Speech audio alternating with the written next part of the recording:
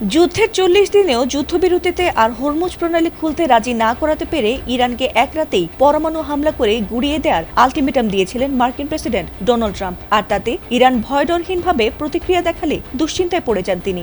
এরপর যখন জোর করে হরমুজ প্রণালী খুলতে প্রস্তুতি নিয়েছেন ট্রাম্প, ঠিক তখনই ইরানের পক্ষে শক্ত অবস্থান নিয়েছিল বিশ্বের দুই প্রভাবশালী পরাশক্তি রাশিয়া ও চীন। আর তাদের কারণেই পাকিস্তানের মধ্যস্থতায় অবশেষে ইরানের সব শর্ত মেনে নিয়ে যুদ্ধবিরতিতে সম্মত হয়েছেন মার্কিন প্রেসিডেন্ট ডোনাল্ড ট্রাম্প।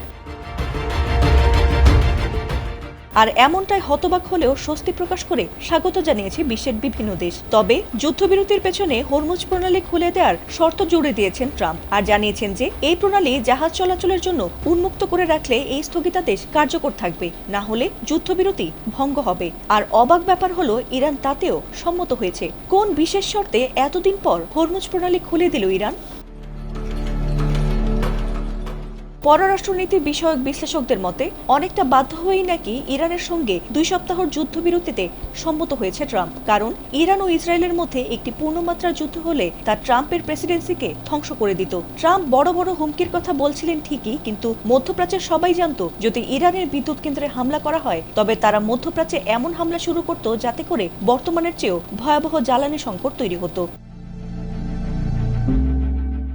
এ নিয়ে ইরানের পররাষ্ট্রমন্ত্রী আব্বাস আরাকচি এক আনুষ্ঠানিক বিবৃতিতে বলেন, আগামী 2 সপ্তাহের জন্য এই জলপথ দিয়ে আন্তর্জাতিক জাহাজ চলাচল নিরাপদে থাকবে বলে আশা করা হচ্ছে। তবে এই নিরাপত্তা নিশ্চয়তা পেতে হলে বেশ কিছু শর্ত মানতে হবে বলে জানানো হয়েছে। বিশেষ করে প্রণালী দিয়ে চলাচলকারী জাহাজগুলোকে ইরানের সশস্ত্র বাহিনীর সঙ্গে সমন্বয় করতে হবে এবং নির্ধারিত কারিগরি নির্দেশনা মেনে চলতে হবে বলে জানিয়েছেন তিনি। এছাড়াও তিনি আরও স্পষ্ট করে জানান, এই সিদ্ধান্ত সম্পূর্ণ শর্ত সাপেক্ষ।